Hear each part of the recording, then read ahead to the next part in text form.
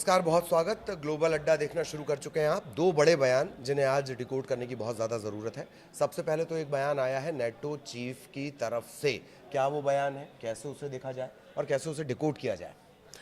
देखिए, NATO chief का जो बयान है उसमें उन्होंने कहा है कि जो यूक्रेन का युद्ध है उसको लेकर पुतिन और प्राइम मिनिस्टर मोदी और प्रेसिडेंट ट्रम्प तीनों की आपस में बातचीत हुई है।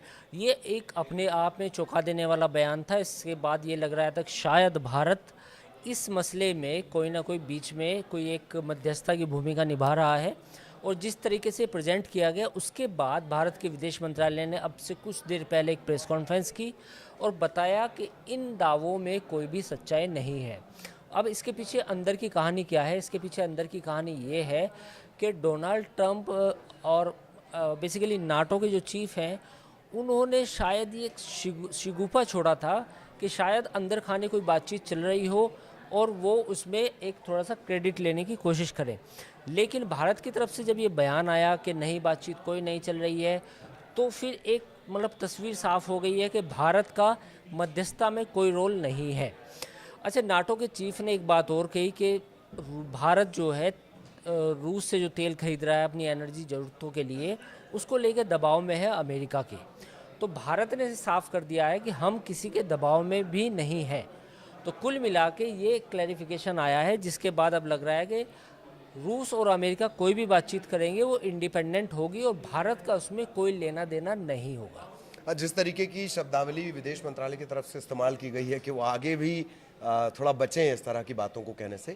लेकिन एक चीज़, ये एक सब क्वेश्चन की तरह मैं लेना चाह रहा हूँ कि बड़ी महत्वपूर्ण जिम्मेदारी है नेटो चीफ की। फिर वहाँ ऐसा इस तरह का बयान, शिगुफे जैसा बयान, और वो भी युद्ध के मामले पर। और शायद ये बेसिकली जो नाटो है और अमेरिका है, दोनों की एक सबसे बड़ी जो दिक्कत है वो ये है कि वो इस युद्ध को जल्दी ख़त्म करना चाहते हैं और वो हर हाल में चाहते हैं। तो वो कहीं ना कोई जो भी उन्हें बात मिलती है उसके आधार पर वो एक नया दावा करते हैं। जैसे प्रेसिडेंट डोनाल्ड ट्रंप है, वो हमेशा कहते आए हैं कि पुतिन मेरे दोस्त हैं, युद्ध ख़त्म हो जाएगा, लेकिन वो आज तक युद्ध ख़त्म नहीं हुआ। जी। तो उसी तरह अब भारत को भी इसमें घसीटा गया। जैसे आपने पिछले 2-3 महीनों में देखा कि रूस और यूक्रेन की जंग में भारत का कोई लेना देना नहीं है, लेकिन ऑयल को लेके, ऑयल इंपोर्ट को लेके जिस तरह एक माहौल बनाया गया, भारत पर टैरिफ लगाया गया 50%, वो कहीं ना कहीं दिखाता है कि वो युद्ध को ख़त्म करना चाहते हैं। उसका आसपास जो भी कोई कंट्री है, जो रिलेटेड देश हैं, उन पर भी दबाव बना दिया जाए ताकि ये युद्ध ख़त्म हो जाए और अमेरिका को वाहवाही मिल जाए। एक ग्लोबल लोकप्रियता भी इसकी वजह हो सकती है। जॉर्ज मेलोनी को लेकर हमने एक बड़ा लंबा चौड़ा एपिसोड भी बनाया, जिस तरह की बात उन्होंने कही। तो चलो, भारत को इंक्लूड कर लो, एक दबाव बन जाएगा, ये भी एक बड़ी वजह हो सकती है। दूसरा प्रमुख बयान आया है ट्रंप की तरफ से। वो कह रहे हैं कि हम नेतन्याहू को वेस्ट बैंक पे कब्जा नहीं करने देंगे। लेकिन उन्हीं के बयान में सबसे नीचे की लाइन है कि हम गजा युद्ध को खत्म करने के आखिरी गजा युद्ध को खत्म करने के आखिरी दौर में हैं। इसे कैसे देखें? देखिए, ट्रंप ने बेसिकली 21 सूत्रीय कार्यक्रम सौंपा है। जो वर्ल्ड लीडर्स आए थे वहाँ पे व्हाइट हाउस में, मुस्लिम कंट्रीज़ थे सब, उनके साथ एक प्लान जो सौंपा है उसमें ये है कि भाई गाज़ा को टेक ओवर नहीं किया जाएगा, जैसा कि डोनाल्ड ट्रंप ने 8 महीने पहले कहा था कि मैं गाज़ा में टेक ओवर करूँगा और गाज़ा की पॉपुलेशन को कहीं सूडान भेज दूंगा और फिर वहाँ पे रियल इस्टेट के वो बीचेस होंगे, ये होंगे, टावर होंगे, ट्रंप टावर होंगे। तो ऐसा कुछ नहीं होने वाला। तो पहली बात तो ये। दूसरा ये कि हमास को कहा गया कि हमास को बाहर निकाला जाएगा। और तीसरी बात ये है कि फ़िलिस्तीन अथॉरिटी या मुस्लिम कंट्रीज़ की एक कमेटी बना के वहाँ पर एक लोकल गवर्नमेंट बनाई जाएगी। तो कुल मिला के डोनाल्ड ट्रंप ने स्वीकार कर लिया है कि गाज़ा में गाज़ा के लोग रहेंगे, उनको बाहर नहीं निकाला जाएगा और ना ही गाज़ा को ध्वस्त करके कोई नई चीज़ बनाई जाएगी।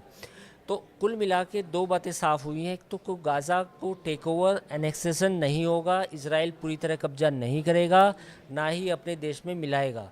तो कुल मिला के पहला अपडेट तो ये। दूसरा ये है कि वेस्ट बैंक में भी जिस तरह से इजराइल ने इंट्रूजन किया है, काफ़ी बड़ा इलाका इजराइल के कब्ज़े में भी है। तो ये कहीं ना कहीं लोगों के मन में था कि भाई क्या वेस्ट बैंक भी अब इजराइल का हिस्सा बन जाएगा। तो डोनाल्ड ट्रंप ने इस पर भी सफाई दी है। उन्होंने कहा कि वेस्ट बैंक जो है इजराइल का पार्ट नहीं होगा।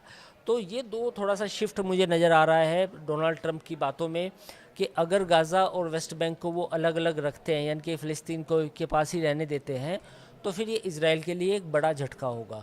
क्योंकि इज़राइल तो हमेशा यही कहता आया है कि गाज़ा को वहाँ की पॉपुलेशन को हटा दिया जाए और कहीं ना कहीं उसको एक बफर जोन बनाया जाए।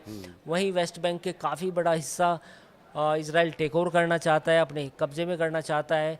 तो इन दो महत्वपूर्ण अपडेट के बाद अब हमें लगता है कि शायद डोनाल्ड ट्रंप जो है मुस्लिम कंट्रीज़ के जो नेता हैं उनके दबाव में आए हैं। जी, एक लास्ट क्वेश्चन। इजराइल ने साबित किया है कि ज़रूरी नहीं कि वो हर हमले से पहले अमेरिका को बताए। एक दो बार डिस्कशन में आपने भी ये बात बहुत अच्छे से बताई है।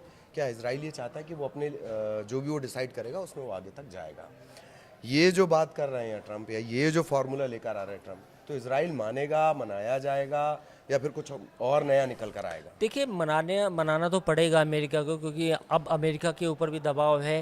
यूएन की जो बैठक में लोग हिस्सा लेने आए थे, ज़्यादातर मुस्लिम कंट्रीज़ के लीडर्स थे, उन्होंने भी डोनाल्ड ट्रंप को कहा कि ये इस तरह का जीनोसाइड लंबे समय तक नहीं चल सकता, पूरी दुनिया के लिए, इंसानियत के लिए भी अच्छी बात नहीं है। लेकिन हाँ, हमास को लेके एक थोड़ा सा पॉइंट है कि इज़राइल और अमेरिका दोनों चाहते हैं कि हमास गाज़ा में ना रहे, या जो हमास के जितने भी उसके लड़ाके हैं, फाइटर्स हैं, उनको पकड़ लिया जाए, या वो हथियार छोड़ दें, या उनको गाज़ा से बाहर कर दिया जाए।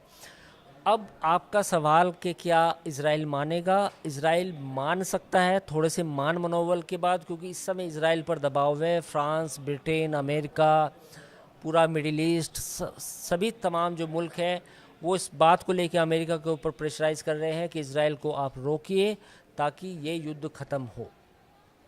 तो ये स्थितियां हैं, आगे जो भी होगा वो भी आपके लिए डिकोड करेंगे। फिलहाल मुझे यानी ललित प्रजापति और अंकुर त्यागी, हम दोनों को इजाज़त दीजिए। नमस्कार। नमस्कार।